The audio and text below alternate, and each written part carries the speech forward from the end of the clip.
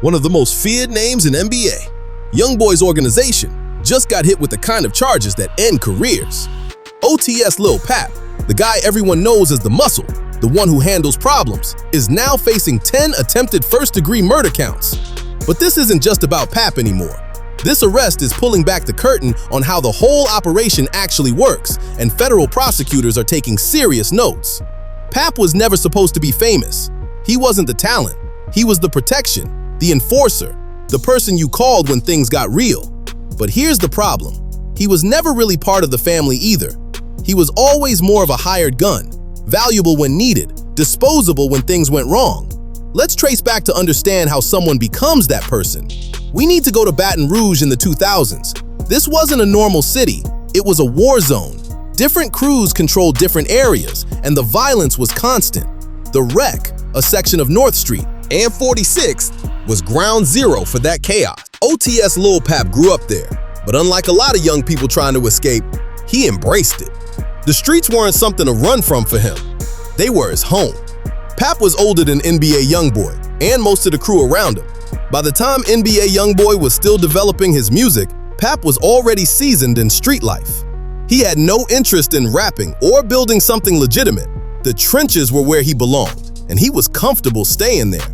Baton Rouge in that era was fractured into different factions. TBG, Top Boy Gorillas, emerged as a major crew before Lil Ivy got murdered in 2005. BBG, or Bottom Boy Gorillas, became their main rival. Every young person in the city had to pick a side or create their own. Everyone was competing to prove they were the realest, the toughest, the most dangerous. NBA YoungBoy connected to TBG when he was a teenager. His friendship with G Money's younger brother opened that door, and soon he was making music alongside G Money and others in that crew. This was before NBA YoungBoy became a household name. He was just another kid trying to make noise and rap.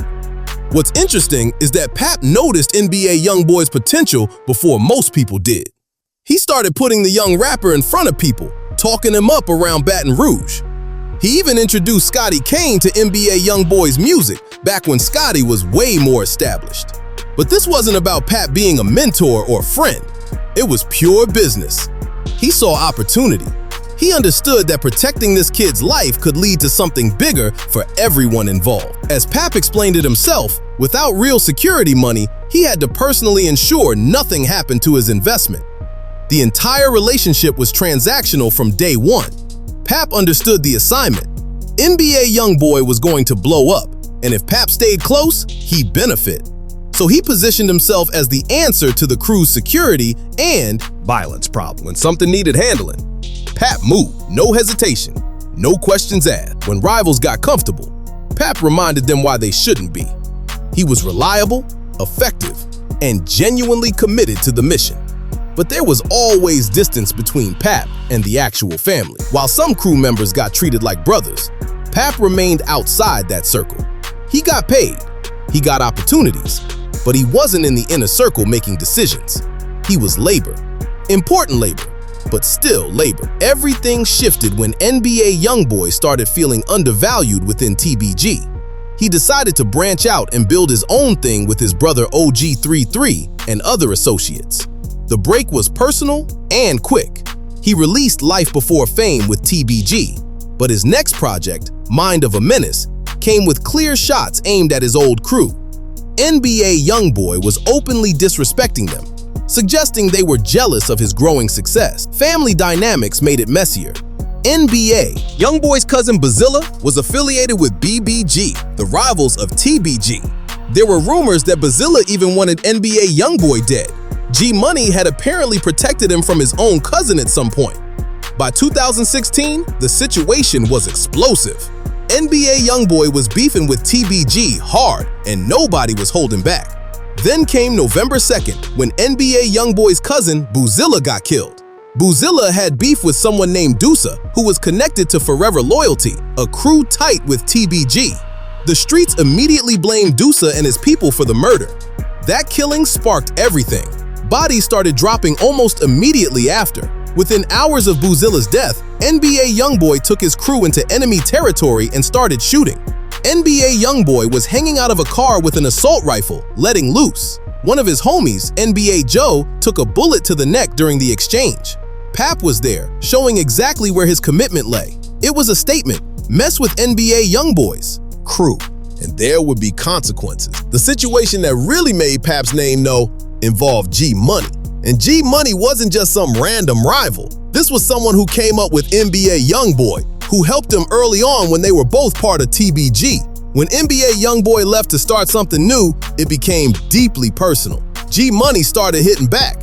While NBA YoungBoy was dealing with legal trouble from the Boozilla situation, G Money dropped a track called WNBA Smoke with Pablo El Chapo. This was G Money finally returning fire after taking shot after shot from NBA YoungBoy on various tracks. Then G Money connected with Scotty Kane on Ain't Gon' Ride, which escalated things further. Scotty and NBA YoungBoy had history. They made music together, but then became enemies. There was even an incident where Scotty supposedly pulled a gun on NBA YoungBoy in the studio. The real root of the conflict came down to one thing: family disrespect. G Money had been with NBA YoungBoy's sister back when they were close. When that relationship ended, G Money weaponized it. He started talking about it constantly, rubbing it in NBA YoungBoy's face. NBA YoungBoy responded with diss tracks, but G Money initially tried to stay focused on his own career. The pressure from NBA YoungBoy's constant shots eventually broke him down, though. G Money gave an interview where he completely disrespected NBA YoungBoy's family. He talked openly about his past with NBA YoungBoy's sister like it was nothing. The level of disrespect crossed lines. You don't do that about someone's family and street culture. But G Money wasn't done. He kept going live on Instagram, talking down to NBA YoungBoy, making it clear he wasn't intimidated. Every time he went live, he was basically giving away his location to anyone paying attention. After that interview, everything escalated online. They exchanged words on social media. G Money told NBA YoungBoy he wasn't impressed and that he knew where to find him. NBA YoungBoy responded that he knew G Money's location too and told him to stop playing on the internet. Then, G Money released a song called Indictment, where he tore into NBA YoungBoy, discussing his switch from TBG to starting NBA for money. He made more comments about NBA YoungBoy's sister and said things about her that were deliberately disrespectful. He also made a comment about NBA YoungBoy's mother, saying he knew her and that connection prevented him from taking things further, but that NBA YoungBoy had switched sides and he had no respect left for him. G Money kept pushing. He dropped a remix and kept pointing out how NBA YoungBoy abandoned his original crew once money got involved. During another Instagram live, G Money called NBA YoungBoy out directly, pointing out his constant shifting of crew affiliations and claimed identities. Someone close to G Money told NBA YoungBoy there was no way he could survive this conflict. On September 9th, 2017, G Money went to a grain studio on Dallas Drive to record a feature. He'd spent the day helping his pregnant girlfriend move into their new house. Things seemed positive for him, but according to what the streets were saying, NBA YoungBoy's camp had already decided G Money had to go. NBA YoungBoy's manager, Big Dump, allegedly put money out for a hit after G Money's disses became too much. Around 11 p.m., G Money finished recording and headed to the exit. Shooters were positioned and waiting for him. When he walked out, gunfire erupted immediately. Videos of G Money from inside the studio that night circulated online, which is how the opposition knew exactly when he'd be leaving. As he came through that door, shots rang out. A video afterward showed a bloody pillow near where G Money fell, leading to rumors that shooters had thrown a pillow and said something about sleep. Whether accurate or not, it became part of the legend, and NBA YoungBoy referenced it in songs years later. Fat Chapo was inside with G Money when the shooting started. He ran out, found G Money on the ground, and called for help. G Money's mother and baby mama rushed to the scene, but police had already locked everything down, keeping them away. Medical personnel couldn't save him. G Money died at the location. While people debated who pulled the trigger, the real question was, who made the decision? The streets pointed straight at the top of NBA YoungBoy's operation. Police moved quickly. Within months, they identified their suspect, OTS Lil Pap. The evidence seemed strong enough to charge him with second-degree murder. Case closed, it appeared. But it was actually more complicated than that. The prosecution's case was based on Pap being in the vehicle with whoever actually fired. They couldn't prove Pap pulled the trigger, but they said he was present. The whole case relied on circumstantial evidence and witness statements. Surveillance footage and phone records allegedly placed Pap there, but there was no direct proof he was the shooter. Pap claimed innocence the entire time, but more importantly, even G Money's closest associates started saying police had the wrong person. Fredo Bang, G Money's right hand, went public saying Pap wasn't responsible. Fredo stated he believed Pap was innocent and the real shooter was still out there walking free. But someone had to take the fall, and Pap fit the profile perfectly. He was known as the Muscle. He had the reputation for handling dirty work. He was an easy target. Pap sat in jail for 2 years before his case went to trial. During that time, the war between NBA YoungBoy's crew and TBG intensified dramatically. More deaths happened, more revenge killings occurred, and it became obvious that G Money's murder had started something massive. In 2019, Pap accepted a plea deal and got sentenced to 5 years for accessory after the fact. That's a major reduction from a murder charge. It made people wonder if Pap had information to trade, but Pap said he never cooperated with law enforcement. He explained that taking a trial risk in Louisiana wasn't worth it. The state hands out severe sentences. 5 years seemed manageable compared to potentially life. He claimed innocence, but took the deal anyway. Pap served roughly 3 years of that sentence, moving between state and federal prisons. He had 0 problems inside. He never needed protective custody. His record stayed clean, meaning no cooperation with authorities. He had physical altercations with people seeking G Money revenge, but he never asked to be separated from general population. Federal time has different politics, but Pap's paperwork held up. He never snitched. He never revealed who actually ordered G Money's death. That earned him respect from unexpected places. But back outside, violence continued while Pap was locked up. Big Dump, who allegedly put the contract on G Money, got killed in 2018. The word was that Lit Yoshi and Boulevard Quick, 2 TBG affiliates, were responsible, acting as revenge for G Money's murder. Boulevard Quick had been close with G Money before he died. When Boulevard Quick got out, he started making diss tracks about NBA YoungBoy and talking about what he'd do. But in November 2018, NBA YoungBoy's crew caught up with him. Boulevard Quick was found shot outside his apartment in Baton Rouge. People said Duty Black, connected to NBA YoungBoy, knew someone in Boulevard Quick's apartment complex, and that's how they got the location. The cycle never stopped. One side suffered a loss, then retaliated. Someone died. Their people looked for payback. Federal agents were watching everything the whole time, building files, documenting patterns. When Pap got released in 2024, he should have learned something valuable. He'd beaten a murder charge, served his time, had a fresh start available.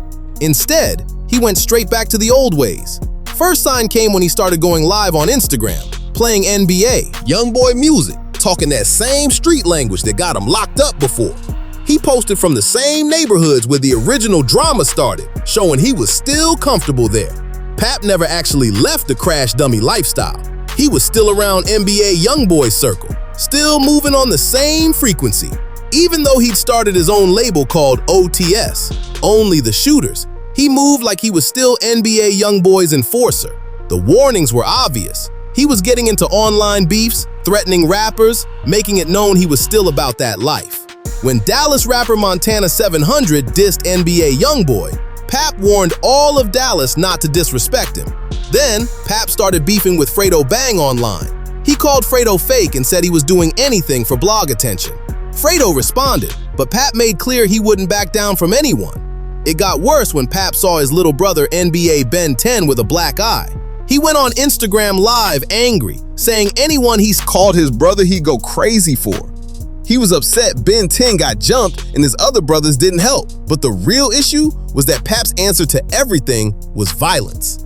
He never learned to handle situations without a gun. He still thought like the streets convinced him, that problems always have violent solutions. That mentality caught him in February 2026. Pap got involved in a domestic situation that spun completely out of control. Instead of walking away or handling it like an adult, he grabbed a gun and shot up a house with 10 people inside. According to police, Pap fired multiple shots into a residence during a domestic dispute. This wasn't gang warfare. This wasn't NBA YoungBoy business. This was personal drama he couldn't manage, and he made a decision that could cost him everything. Police arrested him and hit him with 10 counts of attempted first-degree murder. That's not negotiable. In Louisiana, each count means 10 to 50 years. 10 counts means potentially 500 years total. And the wild part is, this wasn't even gang-related. This was personal stuff he lost control over. This is where it gets dangerous for NBA YoungBoy. Federal prosecutors are connecting dots. They're looking at the violence surrounding his crew, the deaths, and who's giving orders. Pap pulled triggers, but he wasn't making those decisions independently. The Rico Act allows prosecutors to prosecute entire organizations, not just individual shooters. If they can prove NBA YoungBoy runs a criminal enterprise with him at the top giving orders and people like Pap executing them, everyone goes down. Pap's loyalty only extends so far. He did time before without talking, but now he's potentially facing life in prison. That pressure makes people reconsider their options. Federal prosecutors have successfully used Rico against rap organizations. They got YFN Lucci. They targeted Young Thug and YSL. The feds have been watching NBA YoungBoy's crew for years. Pap's arrest gives them ammunition to argue the whole thing is a criminal enterprise. This situation shows the fundamental problem with how these operations function. They surround themselves with crash dummies to do dirty work, but when those dummies get arrested, it threatens everything. The relationship between rappers and their street-connected people has always been complicated. Rappers need protection and street credibility to survive, but surrounding yourself with violent people creates liability that can destroy your entire legacy. Pap was never family to NBA YoungBoy. He was a tool, something to use when hard decisions needed making. Now that tool is broken and could become a weapon turned back on them. Federal prosecutors love flipping low-level people to reach the top. And Pap knows every location, every hit, every detail. Consider Pap's perspective. He gave everything to NBA YoungBoy. His freedom, his future, his whole life. What'd he get? Used like an object and discarded once he became a problem. While NBA YoungBoy makes millions living in mansions, Pap's in a cell, potentially facing life. The timing is terrible for NBA YoungBoy. He's already facing federal charges, trying to stay out of prison. Having his former enforcer arrested for 10 attempted murder counts just gives prosecutors more evidence that he leads a violent criminal enterprise. The pattern is undeniable. Bodies keep dropping around NBA YoungBoy, and the same people keep getting arrested. First, Pap for G-Money, then other affiliates for other shootings. Eventually, prosecutors will argue this isn't coincidence, it's conspiracy. Rico cases are built on patterns. Prosecutors don't need to prove the leader ordered every crime. They just need to prove the organization engages in systematic illegal activity to accomplish its goals. And with NBA YoungBoy's crew, that pattern is increasingly obvious. Baton Rouge knows what's happening. When your main enforcer gets arrested twice for serious violent crimes, that's not coincidence. That's pattern. That's exactly what federal prosecutors use to build Rico cases. But underneath this is tragedy. Baton Rouge has dealt with generational violence, and situations like this perpetuate the cycle. Young people see Pap's story and think that's loyalty, catching bodies for people who don't genuinely care. The music industry profits from this street narrative without dealing with the consequences when violence becomes real. They want authenticity and credibility, but they don't want to address the actual human cost. Even if Pap never talks, his arrest damages NBA YoungBoy. It shows the organization attracts violent people and violence follows them. That's exactly what prosecutors need for Rico cases. Timing couldn't be worse for NBA YoungBoy. He's been trying to clean up his image, focus on music, stay out of problems. Then, his former enforcer gets arrested for 10 attempted murder counts, dragging all that street drama back into the spotlight. One thing's definite, this isn't over. The feds are watching. Streets are talking. Everyone's wondering, who falls next? In Baton Rouge, loyalty has limits. When you're facing life in prison, even the most solid people reconsider their position. The real question is whether this serves as a wake-up call for other young people in similar situations.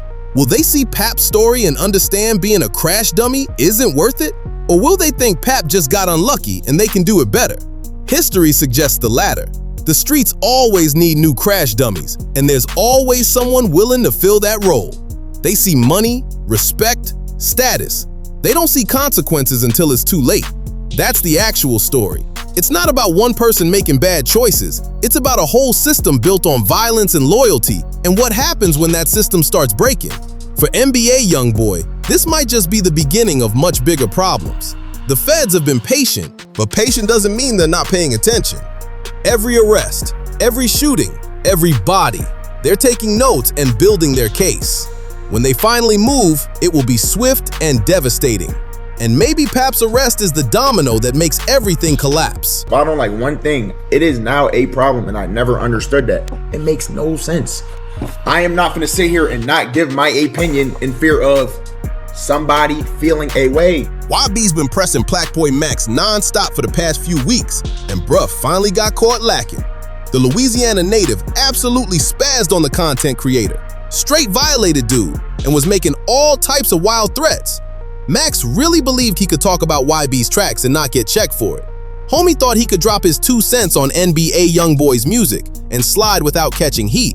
He's finding out the hard way that disrespecting YB's reputation out here comes with real smoke. Max was low-key one of YB's biggest dick riders in the streaming world, always showing mad support and running his music non-stop for his followers. A single real opinion about YB's latest release completely destroyed their connection. This goes way past regular internet nonsense. YB's squad has been issuing legit warnings. Since they're both locked in for Rolling Loud on the exact same date, things might escalate to some genuinely wild situations. Figuring out how a regular music critique turned into possible beef requires rewinding to when things first started going south. Time to dive into how this entire mess got started.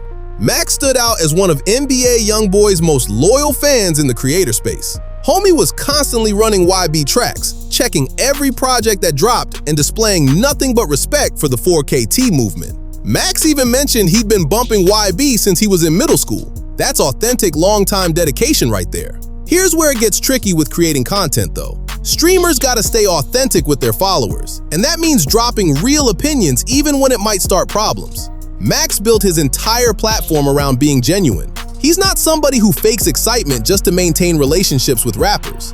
YB though, he's consistently shown he won't tolerate any type of criticism, whether it's reasonable or just his perspective.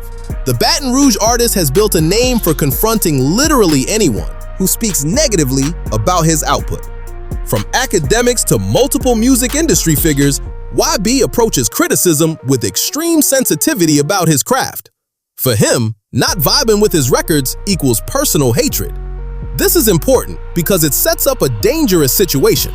You've got Max, whose entire career depends on honest takes, and YB, who views any negative feedback as war. A clash was bound to happen.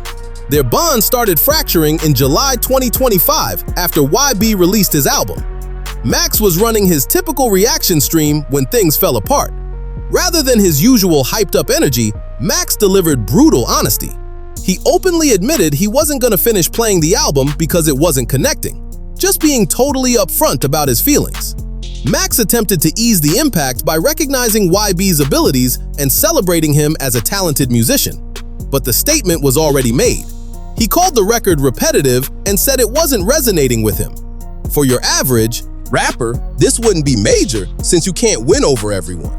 However, YB's team was definitely paying attention, and they remembered that moment. Sources close to the drama said that YB's inner circle wasn't feeling how Max approached that album review. They took it as straight disrespect, especially considering all the previous love and promotion Max had delivered. Initially though, nothing crazy happened from it, just some quiet tension developing in the background. Cut to recently, when NBA YoungBoy put out his latest track. Max was back streaming reactions. When that song started playing, he maintained his usual style, authentic and direct. He didn't sugarcoat nothing, admitting the track wasn't vibing with him and being totally real. He gave YB credit for staying consistent, but this specific record just wasn't landing for him. The situation got heated when Max's reaction exploded online. Videos on TikTok began circulating, showing him talking down on the release. Internet worked as usual magic though. People editing the clips removed every single instance where Max complimented and showed appreciation, leaving only his critical statements. These chopped up versions painted Max as purely antagonistic toward YB, when the truth was he was just sharing his genuine perspective like he always does. Things ramped up after Montana, who's essentially YB's father figure and part of his tight crew, stumbled on these videos and felt personally attacked. Montana jumped on IG talking reckless. He labeled him a hater and implied Max would dodge them if he spotted him out here. Montana instructed him to just confess he doesn't support them and go hype other rappers' music instead. He announced they don't mess with any streamers, calling the whole group clowns. Montana was moving like he had authority, behaving as if content creators relied on NBA YoungBoy more than it being mutual. That's typical goon mentality, talking aggressive because of their connection to the real star. Montana's hostile energy made it crystal clear that YB's crew was genuinely bothered about Max's takes. The day everything exploded, Max was running his regular stream when his chat suddenly lost it, alerting him to peep NBA YoungBoy's Twitter. What Max discovered probably made him freeze up. YB had posted directly calling him out, disrespecting him and questioning his integrity. He said Max could have reacted and mentioned he wasn't feeling the track, but instead acted shady. YB violated his manhood, instructed him to stay silent on this situation, warned him against responding, and expressed complete lack of care for him while demanding no comeback. Breaking this down, this wasn't some playful shot. NBA YoungBoy was outright insulting Max, attacking his masculinity and commanding him to keep quiet.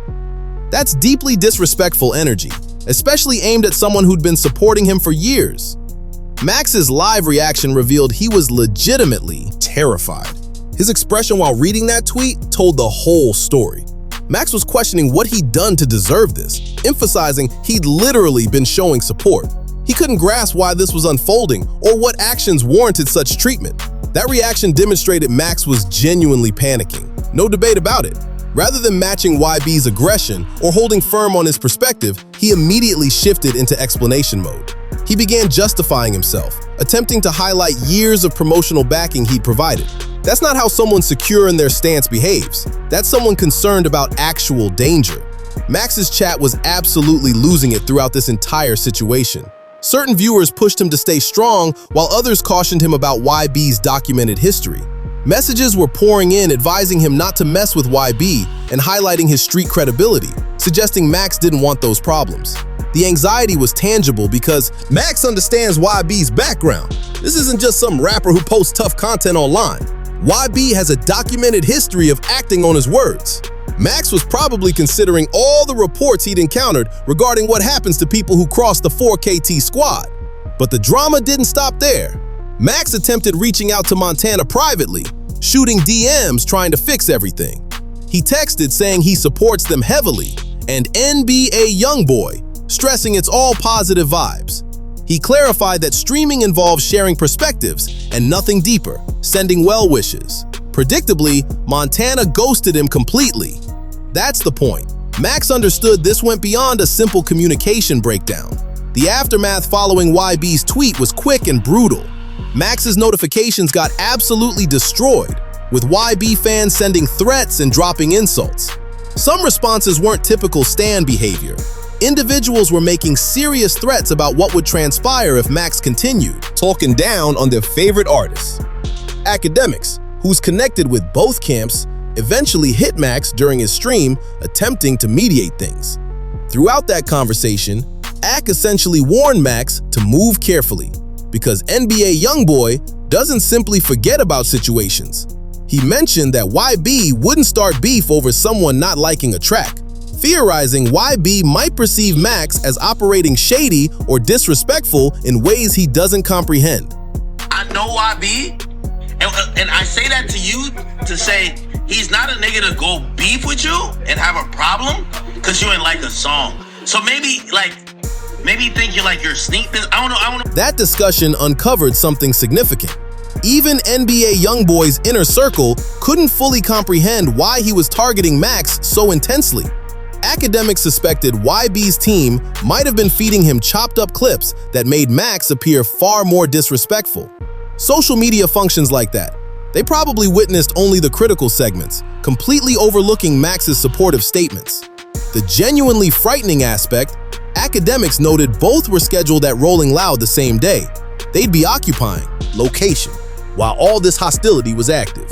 AK was legitimately concerned about what could go down, emphasizing they needed to resolve this before Rolling Loud, since they'd be present simultaneously. At the same time, YB's fan base across every platform treated this like permission to attack Max in any way possible. Serious threats flooded in continuously.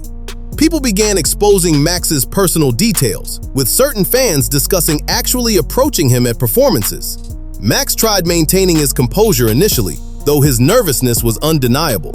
He continuously stressed to viewers he'd never personally disrespected YB, simply expressed genuine musical perspectives. In YB's reality, though, that difference doesn't matter. Critiquing his music equals opposing him entirely. The situation became more complicated when other content creators began taking positions. Some streamers supported Max's ability to critique genuinely. Others argued he should simply apologize to end the conflict. This division revealed YB's incredible influence over the streaming landscape. Creators were hesitant to completely support Max, concerned they'd become YB's next victim. Max was trapped at this stage. Issuing an apology would label him as soft and damage everything he'd constructed on being real. Maintaining his stance risked agitating someone infamous for never surrendering. This disaster exposed deeper conflicts between rappers and content creators. How YB operated on Max demonstrates certain artists' perspectives toward influencers. They desire the publicity and excitement, yet demand absolute authority over what's expressed. Max's experience became a clear warning for the streaming world. After witnessing his situation, numerous creators began filtering themselves when addressing specific rappers. That's direct censorship through fear, fundamentally altering how genuine criticism operates online. Here's the insane aspect. YB's battled with content personalities. Previously, he's had conflicts with academics periodically and various media figures who didn't celebrate his music sufficiently. There's an obvious pattern of YB refusing to accept criticism in any capacity, even from dedicated supporters offering thoughtful feedback. What's genuinely concerning is how YB's fanbase interprets his public callouts like attack order. His public confrontations signal his followers to harass, threaten, and potentially physically endanger targets. That power level becomes hazardous, particularly when directed against legitimate criticism. For Max specifically, this fundamentally transformed how he handles reviewing particular musicians. He'll certainly reconsider before genuinely critiquing YB's releases again, which essentially means YB successfully intimidated a major advocate into submission. Rolling Loud introduced legitimate danger to an already volatile scenario. Both attending the identical festival with all these threats and pressure circulated, created a potentially catastrophic environment. Security required maximum attention, and Max likely couldn't relax, constantly conscious that YB's crew was somewhere around. This conflict revealed hip-hop's concerning power structures. YB, who's still relatively young, has cultivated sufficient fear that established, prosperous adults won't oppose him. That poisonous dynamic damages the culture and eliminates honest artistic conversation. Taking the broader view, this exemplifies everything broken about contemporary artists processing criticism online. Rather than accepting honest reactions and progressing forward, YB transformed a basic music evaluation into a campaign threatening someone's well-being. Currently, Max still produces content consistently, though this obviously affected him. He's noticeably more strategic with his analysis, particularly regarding specific musicians. YB controlled the storyline, but genuine content suffered. YB's standing from this is mixed. He demonstrated to fans he'll confront any perceived offense intensely. Simultaneously, he revealed he'll exploit his enormous platform to threaten individuals simply performing their creative work authentically. The actual takeaway involves responsibility with massive platforms and dedicated fan bases. Controlling millions of committed followers means your statements can genuinely jeopardize others. YB weaponized that influence to eliminate criticism rather than addressing it like a grown person. This entire debacle was completely avoidable had YB simply ignored Max's opinion or contacted him privately. Creating it a public display and personal assault escalated matters unnecessarily. That's juvenile conduct from someone positioned as a cultural figure. Final word. Max discovered honest musical perspectives carry legitimate dangers in today's rap environment. YB demonstrated he'll employ intimidation strategies to monitor how individuals discuss his work. That's not an accomplishment. Yet that's how certain artists function when their pride gets wounded. The culture genuinely sacrificed something important here. Authentic conversation that gives criticism significance absorbed a major blow. Creators fearing honest reactions because of potential threats damages everyone. Rappers miss real input. Audiences miss genuine content. This entire YB versus Max situation captures modern hip-hop's poisonous handling of criticism. Transforming honest input into hazardous personal conflicts isn't power. It's weak bullying packaged as something different. Straight up, this pointless drama displayed hip-hop culture's most negative qualities while revealing how intimidation shapes online conversations. Max got targeted not for genuine wrongdoing, but for voicing authentic perspectives in a space increasingly aggressive toward anything besides complete praise rather than legitimate critique. His whole crew was bloodhound. Rel Vert was coming up, turning them streets into his own playground. Then everything collapsed soon as they kicked him to the curb. One minute he's supposed to carry the bloodhound legacy, next minute he's completely blackballed. Real talk though, what went down? Did Vert blow his shot? Or did his own people turn their backs when times got tight? Way before them views went stupid, way before the comments started going wild, way before that bloodhound name got tied to him, Rel Vert was just Earl Wallace, another kid from the South Side trying to navigate the jungle. Raised anywhere between 67th and 79th, dead in the cut where everything pops off. If you from Chicago, you already know that strip don't show no mercy. It'll build your backbone quick. But nah, Vert's come up wasn't straight violence from the jump. At first, he wasn't even thinking about no rap career. Ball was the vision, staying in the gym, putting in overtime, living for the court. Hit up Henry O. Tanner Elementary School, then slid through Emil G. Hirsch High School, locked in on using basketball to get him somewhere better. Everybody else, man, you know, kid playing basketball, you know, everybody playing basketball, trying to go to the league. Doing that, you know, same with everybody, like everybody else. Hoop dreams, everybody want the hoop. When you got a short temper and your pride sitting at max capacity, problems come looking for you, fast. Vert got booted from Emil G. Hirsch High School. Later on, Harlan Community Academy High School gave him the same treatment. By then, the writing was on the wall. The skill was obvious, but the self-control wasn't there. Then everything really flipped. His pops got locked up for a 5-year stretch. Soon as that father figure disappeared from the household, things shifted heavy. The stability vanished. The frustration grew louder. He started inhaling substances at 13, way too early, just looking for anything to quiet down whatever was brewing in his head. By the time he turned 18, it went beyond that. Substances became a regular thing in his life. Yeah, my mama, my pops said I went to jail for like 5 years. It was kind of ugly, but I was back and forth. Like, even when they broke up, I had my pops. Right. What kicked off his curiosity morphed into a crutch. He needed something different to focus on, especially with basketball no longer being his escape route. That's when music entered the picture. Vert had dreams of being a rapper for a minute. He idolized figures like Lil Wayne. In his mind, the rap game was always where he belonged. Lil Wayne, everybody get. So I always want to rap. That always been my dream. If I always tell myself, if this don't work, I'm gonna rap. Like, you know what I'm saying? I'm a rap. So my big brother hit that. That's another thing. My big brother hit that. My little bro. That's another reason why I want to rap. But rap wasn't the only thing coming Vert's way. Bloodhound ended up crossing paths with him too. Or maybe he's the one who found them. To really get why getting cut off was such a massive blow, you gotta know what Bloodhound actually represents. They're not just some thrown together collective of artists. This is a family operation with history behind it. Bloodhound came together in the early 2000s when drill was first taking shape. The lineup pulls from Drill City, MTV 79, 400 East, and Chris World. What holds the core together is actual family ties. You had cousins like Q50 and Lil Jeff all linked up. So Vert starts running with these new connections, waiting for them to give him his shot and help make those rap aspirations real. Thing is, Vert wasn't naturally gifted at rapping like that. When he first jumped in, the Bloodhound crew had to help him piece together his bars. My homies, them, like, they helped me write this.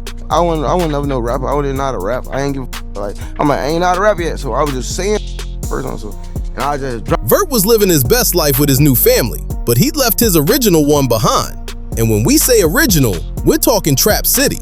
Rel Vert came up in Trap City, a neighborhood crew that used to be cool with Bloodhound. Back in 2020 and 2021, the South Side wasn't split up like that. Vert, his close homie Trap City Tero, and Lil Jeff from Bloodhound were all locked in together. They moved the same way, avoided the same enemies, and shared the same victories. There wasn't no separation because everybody was on the same side. Vert had history with the Trap City people. We're talking a decade deep. But once the Bloodhound wave started building momentum in 2021, Vert made his decision. He stepped away from his originals to link up with Lil Jeff in Q50. For a good stretch, it seemed like the best call he could have made. From 2021 through 2023, Bloodhound couldn't be stopped. They crafted this dark, aggressive sound that the internet went crazy for. And Vert wasn't riding the bench either. He was front and center. When he released Piss Me Off and Gang It, the whole city felt that pressure. The chemistry between Lil Jeff, Q50, and Vert was incredible. They were the core trio holding down Bloodhound. They stayed under the same roof, moved together, everything together. Songs like Ah Part 2 and Stretched proved Vert had what it took to blow up worldwide. But while he might have been visualizing fame and fortune, he had issues stacking up. One of those issues was Trap City Tero from that Trap City crew Vert used to roll with. Tero and Vert went way back, like before Vert even used his stage name. And according to Tero, it seemed like Vert was straddling the fence too long. Like he was flip-flopping his allegiance between where he came from and where he was trying to go. Vert,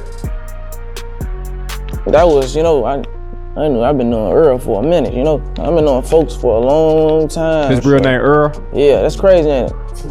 Why the f you get real? He was playing in that for too long, lying to us like he went with my, this your best friend.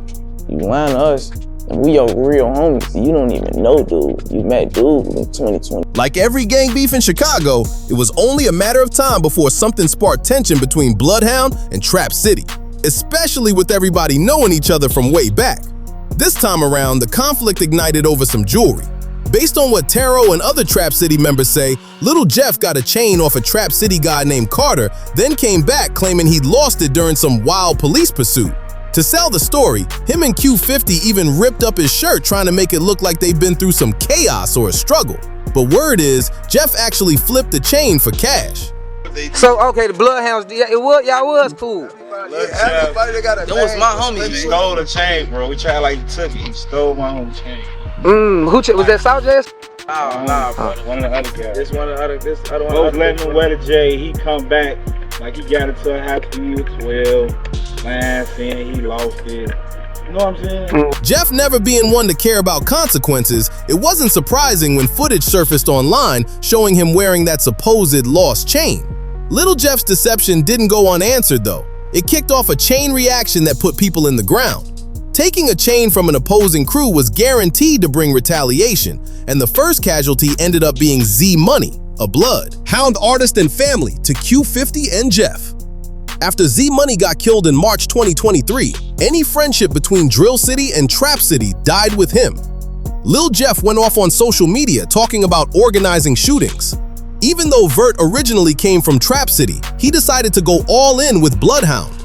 He stuck by Jeff's side as things escalated, but eventually showed hints of nostalgia for his roots during a conversation with Jeff that leaked online.